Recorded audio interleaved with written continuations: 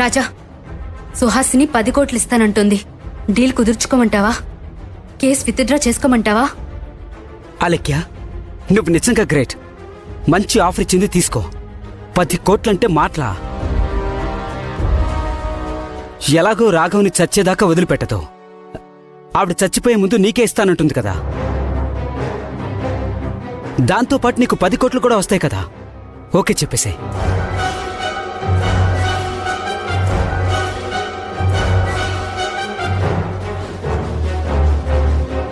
ఈ డీల్ నాకు ఓకే, కానీ 10 కోట్లని నువ్వు వెంటనే ఏర్పాటు చేయాలి.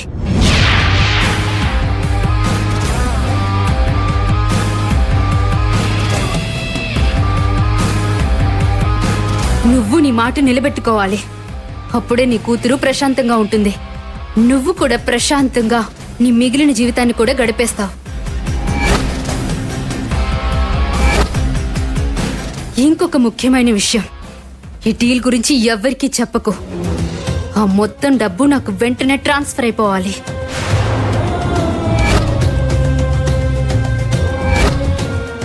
డబ్బు వెంటనే ట్రాన్స్ఫర్ అయ్యాక నువ్వు అడిగినట్టు చేస్తాను. ఈ డీల్ మనిద్దరి మధ్యనే ఉండాలి.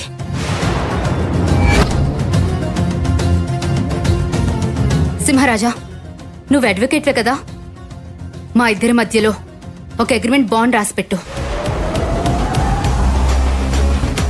నీకిష్టమేనా? నాకిష్టమే.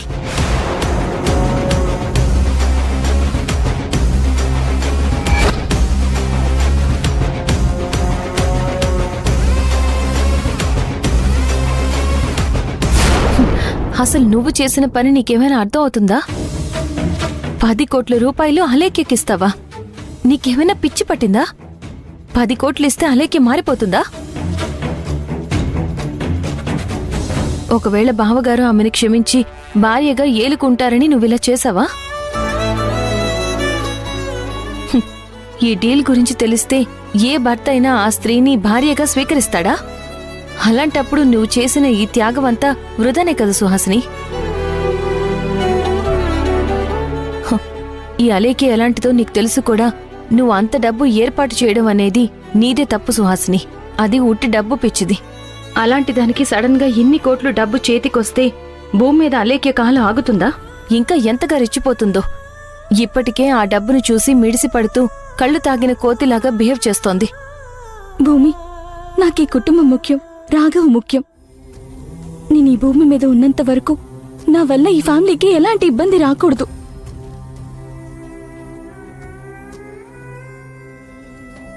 అలేఖ్య మాట నమ్మాను. పోలీస్ స్టేషన్ నుంచి కేసు విత్డ్రా చేసుకుంటాను. ఇక రాఘవ్ని ఎలాంటి మెంటల్ టార్చర్కి గురి చేయనంటేనే నేను ఆ నిర్ణయం తీసుకున్నాను. తను నీకిచ్చిన మాట మీద నిలబడుతుంది అనే నమ్మకం నీకుందా? ఉంది భూమి. ఎందుకంటే తనంతట తను నేనివ్వలేననే ఉద్దేశంతో 10 కోట్లు అడిగింది. నేను ఆ ఆఫర్ని ఏర్పాటు చేశాను. ఆ తర్వాత నిజంగానే అలేఖ్య మారింది కదా. కేసు విత్డ్రా చేసుకుంది. రాఘవ్ని ఇబ్బంది పెట్టట్లేదు. ఇక ఇంతకంటే నాకేం కావాలి భూమి? నువ్వెన్నైనా చెప్పు సుహాసిని, నువ్వు చేసిందైతే కరెక్ట్ కాదు. భూమి, నువ్వంటే నాకు నమ్మకం ఉంది. అందుకే నువ్వడిగిన వివరాలన్నీ నీకు చెప్పాను. ఈ విషయం ఇంకొకరికి తెలియడానికి వీల్లేదు.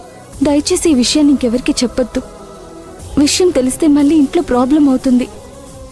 ఎవరికి చెప్పనని నాకు మాట ఇవ్వు.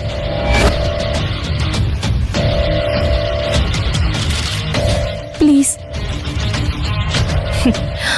నీకు మాట ఇవ్వడానికి నాకు ఎలాంటి అభ్యంతరం లేదు సుహాసిని. కానీ అలేఖ్య ఇప్పుడు ఇన్ని రకాల ప్రాబ్లమ్స్ క్రియేట్ చేయడానికి నువ్విచ్చిన డబ్బే కారణం అవుతుంది.